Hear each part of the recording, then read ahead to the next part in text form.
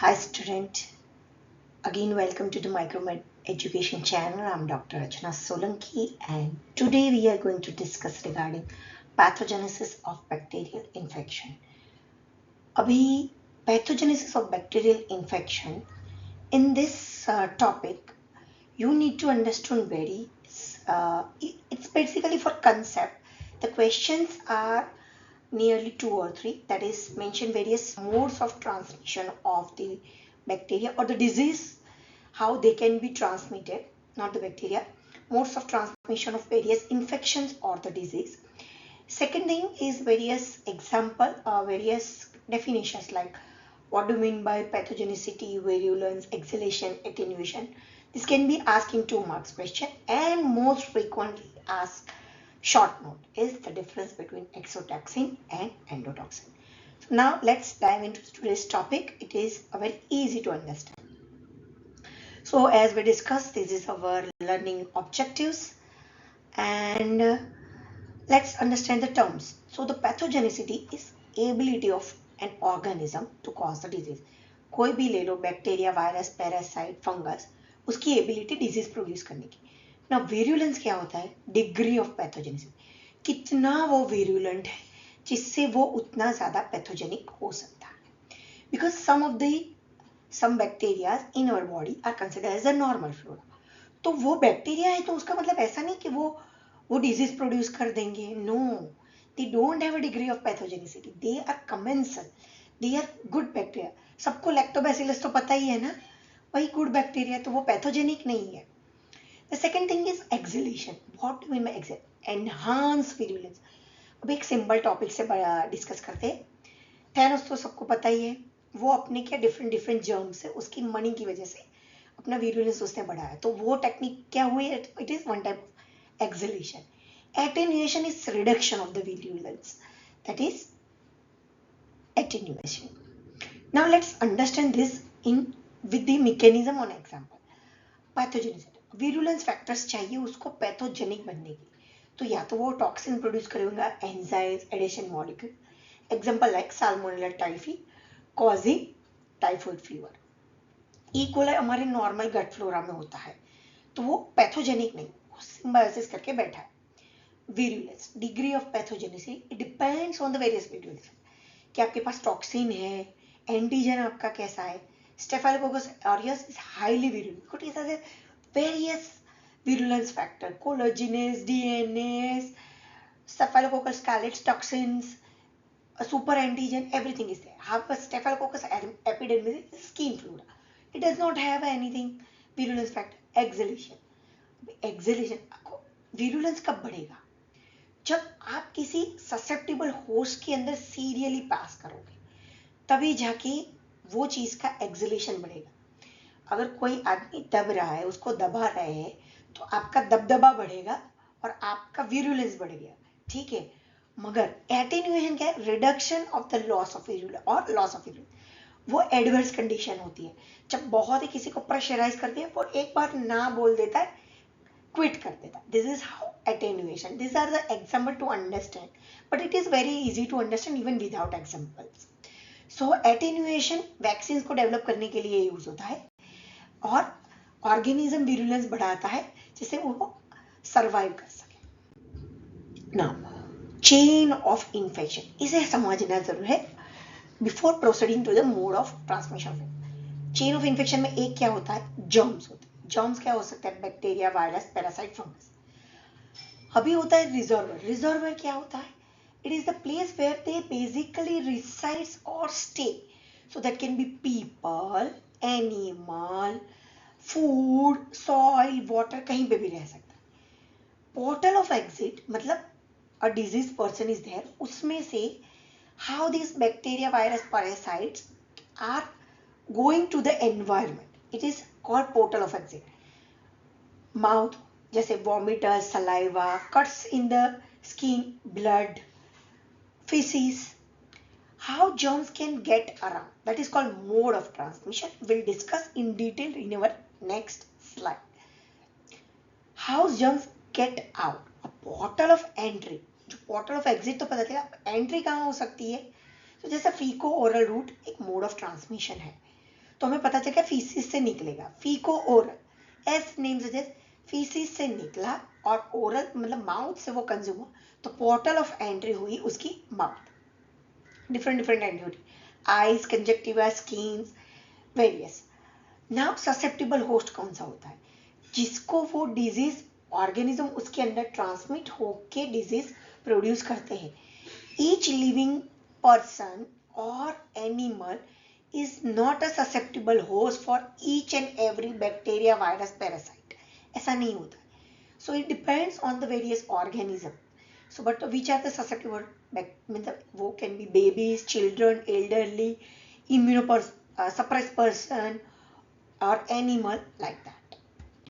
Now we'll check the various disease transmission. सबसे पहले direct contact, touching, kissing etcetera by air, either by droplet or droplet move or by airborne transmission. Indirect contact में formats, Covid को याद करो, कैसे सब बोल रहे थे सरफेस को क्लीन करो, उसके यूज, डिजीज पर्सन के यूज किए हुए कपड़े यूज मत करो, यूटेंसिल्स मत यूज करो, क्योंकि वो फोमाइट से होता था। साथ साथ फूड में क्या आता है, फूड खाया होगा, डायरिया, डिसेंट्री, सबको पता है। इंसेक्ट, अब भी मैं आपको पूछूं, आप 2-3 क्वेश्चन के आंसर दे सकते हो। मलेरिया किससे होता है? इंसेक्ट। कौन से इंसेक्ट? मॉस्किटो। और डिजीज कौन सा? Chikungunya, dengue etcetera. Sand fly, मक्खी, ये सबसे क्या होता है? फूड बॉर्न डिजीज होते हैं। रैबिड एनिमल से रेबीज होता है। In detail there are some other mode of transmission is there, like vector borne जो हमने डिस्कस करी है, इंसेक्ट और arthropod. Vertical transmission means mother से foetus, HIV, HBsAg, syphilis, rubella, toxoplasma, basically TORCH नहीं बोलते, टॉक इन्फेक्शंस बोलते हैं उसको, टॉर्च लिखा जाता है TORCH, टॉक infections. Then parental blood borne transmission, blood borne disease, blood लेने से कौन से डिजीज हो सकते हैं? HIV, HBsAg, HCV, malaria, like this. Zoonotic disease from animal, जब भी कोई disease transfer, rabies, leptospirosis, etc. And sexually transmitted disease like HIV, syphilis, gonorrhea, chlamydia, etc. So ये आपको as a sex smart पूछा जा सकता है, और also can be asked कि mention various disease mode of transmission, at least mention 4 disease transmission, mode of transmission of disease, 2 marks में पूछ लिया, या फिर with example दे दो, कोई भी इसके 2 एग्जाम्पल दे दो, इसके 2 एग्जाम्पल दे दो, ऐसे करके 2 मार्क्स में भी पूछा जा सकता है। So this is very important और can be asked as a 6 mark short note as well. चलिए आगे बढ़ते हैं। Now infective dose, individual disease का इन्फेक्टिव ऑर्गेनिज्म का इन्फेक्टिव डोज डिफरेंट हो जाता है, और वो मिनिमम नंबर ऑफ ऑर्गेनिज्म है that cause that particular disease. It is low in Shigella, high in Vibrio. Now, can you observe this triangle? It is not only infective dose. Disease कब होता है? जब होस्ट ससेप्टिबल होता है, pathogen का वीरुलेंस ज्यादा है, ट्रांसमिशन फैक्टर अच्छा है, और इन्फेक्टिव डोज के अमाउंट में जब it is achieved to the susceptible host, then there is an outcome. Either it leads to the asymptomatic infection, symptomatic, severe disease, or death. Now we'll discuss how the pathogen infection occurs. पहले क्या हुआ? Exposure हुआ, फिर addition हुआ, then it invade, colonize, and based on various virulence factor, toxin production, etc., it causes tissue damage and formation of an establishment of a disease. एक को individual को देखते हैं। एडिशन किसके साथ होता है? It is with the help of pili, fimbria or biofilm, mediated by adhesive. Bacteria, how they invade inside the system, that one has to understand by they release the enzyme. After adhesion, how they enter or invade.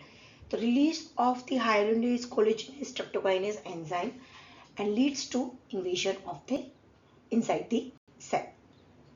It adheres, anti-phagocytic factors.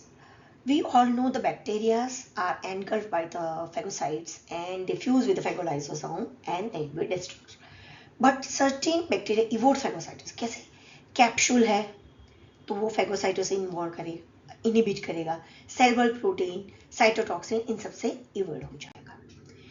Some bacteria even after phagocytosis वो lysosome से fuse नहीं होगा. It will remain there inside. And the most common example here is Mycobacterium tuber, क्योंकि वो resist करता है. फेगोसाइटोसोम फेगोलाइसोसोम का fusion नहीं होगा और killing. The most important question, that is exotoxin and endotoxin. Now इसका एक निमोनिक है, याद रखने का, बहुत इजी पड़ जाएगा आपको इसके. Exo means exit, exact, that is exit तो secreted outside, and exact means specific. Endo, inside and indirect. Inside क्या होती है? Cell wall. सेल वॉल के कंपोनेंट जो लाइपोपॉलीसैकेराइड होता है उससे ही होती है, उससे जनरलाइज इफेक्ट आती है. दूसरी एक चीज याद रखनी है आपको, एंडो में एन आता है, so endotoxin is release only by gram negative organism and exotoxin can be released by gram negative as well as gram positive. Hope you remember this mnemonic. Now we'll discuss in detail. So as discussed, outer membrane of gram negative bacteria endotoxin, ये और उसके defects, ये टूटी, destruction हुआ. जब bacteria gram negative sepsis कैसे होता है, उसमें एंडोटॉक्सिन से होता है. बैक्टीरिया की सेल वॉल टूटी, वो टॉक्सिन वो ले, उससे जनरलाइज इफेक्ट हुई and it can not be converted into toxin या less toxin, exotoxin. It is secreted by GPC and GNB, बाहर आया, that can be converted into toxin for vaccination. Now toxin का कैसे होता है ये हम आपको एक एग्जांपल से समझाते हैं. सबसे पहले समझिए कि you all know tetanus. Tetanus is caused by tetanospasmin, which is an exotoxin. ठीक है, तो वो exotoxin बहुत ही माइन्यूट क्वांटिटी में हो और वो बहुत ही पोटेंट होती है और उससे वो डिजीज फॉर्मेशन करती है. तो this is your point of exotoxin. It is highly potent in minute dose, effective. However, endotoxin is less potent and require large dose. Specific action act करती है. एग्जाम्पल एकदम टिपिकल एक्शन होती है. अभी ये जो टॉक्सिन होते हैं टीटी, जब कोई इंजरी होता है तो हम क्या वैक्सीन लेते हैं? TT, that is tetanus toxoid to prevent tetanus. तो वो वैक्सीन है, वो क्या है? Tetanus toxoid. तो वो एंटीजेनिक होगी तभी वो वैक्सीन में कन्वर्ट हुई ना. So you can remember with the help of tetanus this whole thing that it is a protein that is active outside. It is a heat labile, highly antigenic, highly potent, has a specific action, can be neutralized with antitoxin, क्योंकि जब उसकी treatment ही यही है, antitoxin देते हैं. An example is tetanus toxoid and vaccine उसके लिए available है. उससे एग्जैक्ट ऑपोजिट हो जाता है एंडोटॉक्सिन में. ग्राम नेगेटिव लाइपोपॉलीसैकेराइड की वजह से आउटर मेम्ब्रेन से it is heat stable, less antigenic, low potency होती है उसकी, नॉन स्पेसिफिक इफेक्ट्स होती है. कौन सी इफेक्ट्स होती है मगर? Fever, hypotension, DIC, shock. Can not neutralise by antitoxin and examples are E coli, Serratia. So again हम इससे यहाँ पे डिवाइड कर लेते हैं और रिवाइज कर लेते हैं. Outer membrane lipopolysaccharide acts on macrophage. It release various tumor necrosis factor like interleukin 6 और generalized effects होती है vasodilation, fever, hypotension and shock. And यहाँ पे exotoxin में क्या होता है? Exotoxin like Corynebacterium, diphtheria और tetany उसने बनाया, ह्यूमन सेल के अंदर बाइंड हुआ, स्पेसिफिक एक्शन हुई like inhibition of protein synthesis और etc. Now you have to also remember the various example. Endotoxin, GNB के नाम याद रख लो थोड़े से, E. coli, Pseudomonas aeruginosa, Salmonella typhi. Exotoxin में already discuss, Corynebacterium diphtheria, Clostridium botulinum, Clostridium tetani. Disease क्या करते हैं? Tetany, tetanus, botulism and diphtheria. Also there is Vibrio cholerae by cholera. You no need to remember this. This is for postgraduate people if they want to detail and write in detail regarding various mechanism, disease manifestation and specific toxin. So the take home message. What is pathogenesis? Ability of an organism to cause disease. Virulence is degree of pathogenicity. Exhalation, enhanced virulence. Attenuation, reduction of the virulence. Then there is mode of transmission. So which are the various modes? Direct, indirect, droplet, air, vector, vertical, foodborne, waterborne, etc. Bloodborne. Vector is which can transmit the infection. It's generally arthropod और insect reservoir जो pathogens nature में रखता है. Portal of entry जहाँ से microbes enter करता है. And endotoxin and exotoxin mnemonics हम सबको याद है. Exo means exit, exact, secreted outside and has a specific effect. Tetanus toxoid को याद रख के पूरा लिख सकते हैं. Endotoxin inside, indirect, cellular component, general effect like fever, hypotension, shock, TIC, etc. Hope this will be helpful. Remember, you can check in the link. There will be you reach to a Google Drive, where from that you can download a PDF which has a difference of exotoxin and endotoxin that you can directly write in your exam. Do not forget to subscribe my channel and follow me on Instagram. My page is Micromed Education by Dr. Rachna Solanki. Thank you so much. See ya. I'll see you in your my next video.